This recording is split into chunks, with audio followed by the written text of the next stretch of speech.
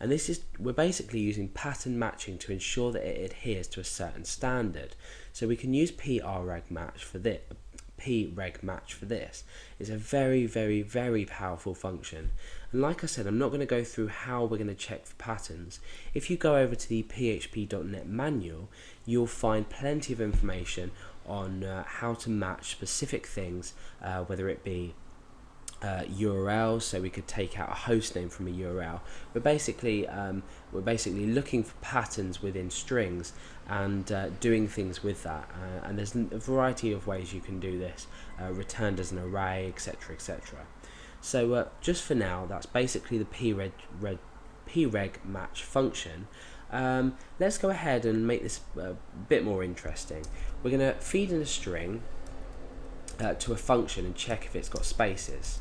So let's go ahead and create our function.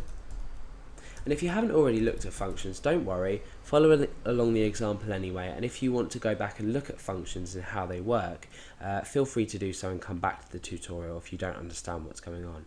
So we're going to create a function called has space, and what we're going to do is we're going to return true if the specific string has a space, and we're going to return false if it doesn't. So we're going to feed in the string as an argument up here. So now what we're going to do is we're going to say if, and we're going to use the preg match function again to see if we have, like we defined before, a space inside a specific string. Now the string comes from the argument that we've just fed in. So if this does match, then we can return a value of true. So we can return true here. Otherwise, we can return false. Okay, so now what we want to do is we want to call this function down here, but we want to call it inside an if statement, because we've got our function, but as far as it goes at the moment, when we refresh, we don't have anything because we haven't called it. So let's create an if statement and say if has space, and let's feed in some text. So this doesn't have a space. If this has space, echo has a space. Else has no spaces. Okay, so, or has at least one space. Now let's take this string out, because I've just thought it would be better defined inside a variable here, and then we can just feed this variable in through there. So let's recap of what we've done. We've created a string here called this doesn't have a space, or with a value this doesn't have a space, with absolutely no spaces in it. And then we're calling our function here and feeding in this argument, which is essentially equal to this string here. And now it's been processed here. We're checking on the preg match, which we've already looked at in the last part, in the first part of the tutorial.